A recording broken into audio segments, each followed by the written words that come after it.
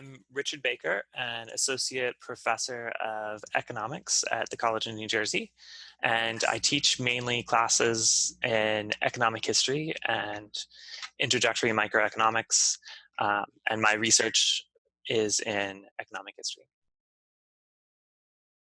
Social justice concerns equality of opportunity and equality of wealth um, and privilege in society. One of the research projects that I'm currently engaged in involves social justice in that um, it's looking at the impact of wealth on educational attainment. Um, we are well aware that things like father's income and uh, household socioeconomic status has an impact on um, contemporary measures of education, such as like SAT scores. But there's less research into the impact of household wealth, just because it takes a long time and is difficult to survey household wealth as well. Um, and then following up with surveying on educational attainment. There's some longitudinal studies that do this, but my research in economic history allows me to use historical records on wealth and then follow up with individuals in the census data to look at their educational outcomes.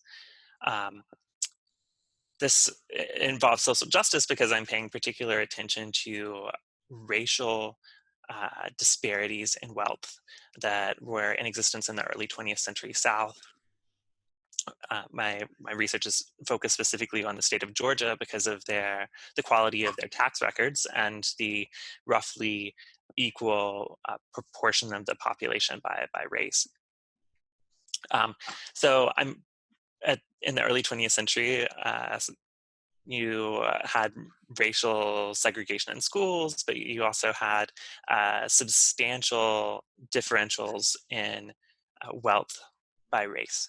Um, African Americans had relatively recently, the majority of them in Georgia, been emancipated following the Civil War, and it took a very long time for them to accumulate wealth after emancipation.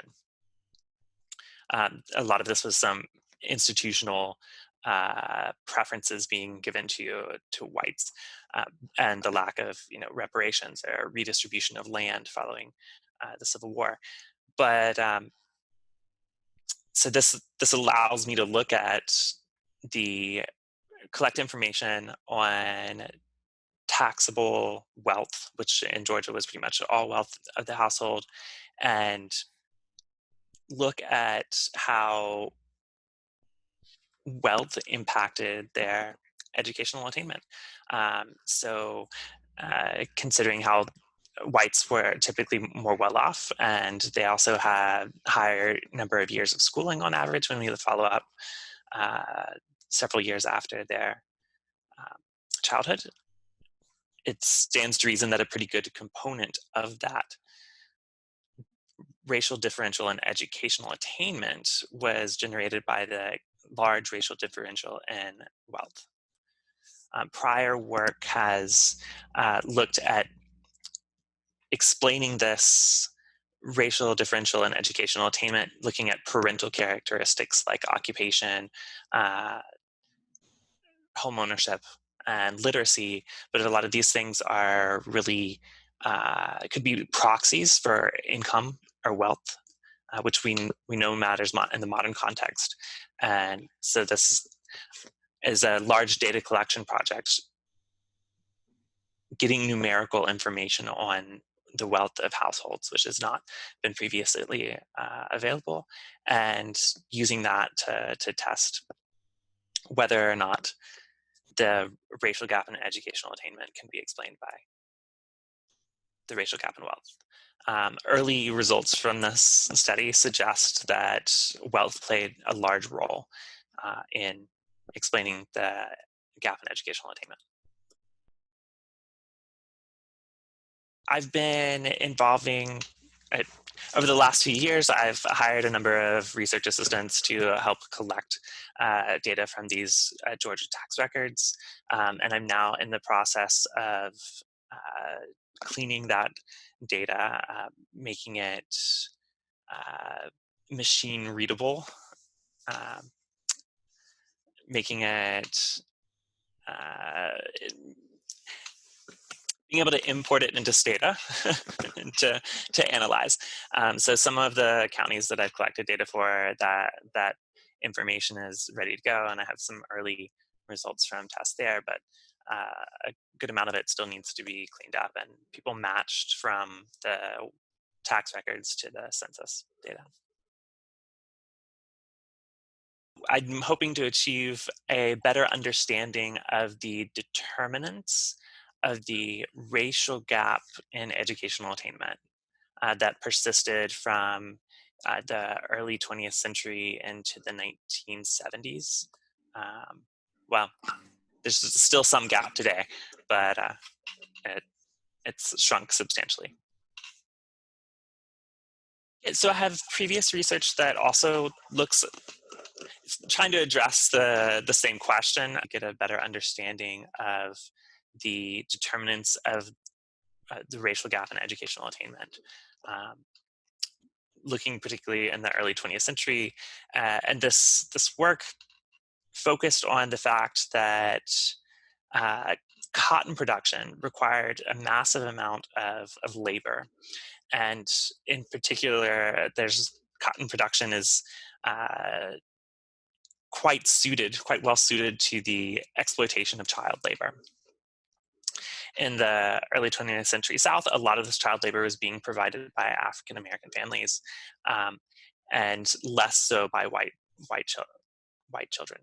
Um, so I, in prior research, have exploited a exogenous shock to cotton production to test the role of the cotton economy in driving racial differentials in racial differentials in school attendance and enrollment, right? Because not only are there racial gaps in overall years of schooling, there's also significant racial gaps in the proportion of children enrolled in school and attending school, and a pattern of catching up by African Americans over the early 20th to mid 20th century. So understanding what was going on during that period that caused African Americans to catch up gives us a better understanding of what determinants are.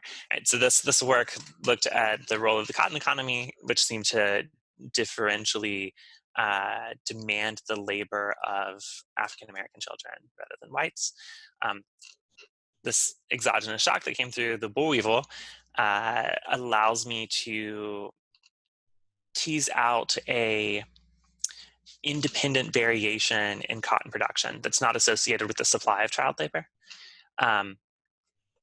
to better understand how changes in the demand for child labor affect people's schooling behavior. So the boll weevil, this insect that consumes cotton and has a particular taste for cotton and doesn't really affect anything else,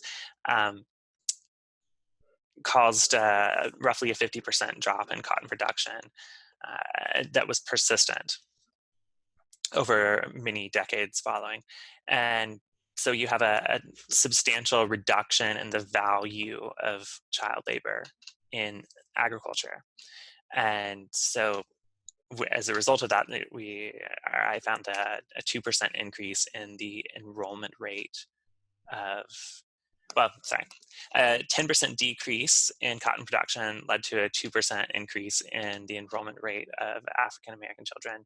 And the shock of the boll weevil on average saw a 4% increase in the enrollment of African American children. There's little to no effect of either cotton production or the boll weevil on the enrollment of white children in school. So from this, we can see that the exploitation of child labor and the cotton economy played a big role in disadvantaging African American children, and pulling them out of school, taking away that opportunity from them.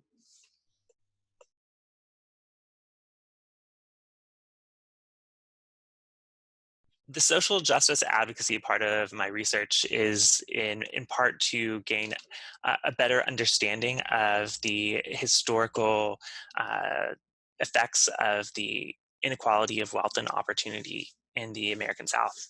Um, but another component is uh, that having this understanding of what was going on in the American South gives us compare the ability to compare to other parts of the world that are still heavily agrarian, and we places where we still see a lot of reliance on child labor.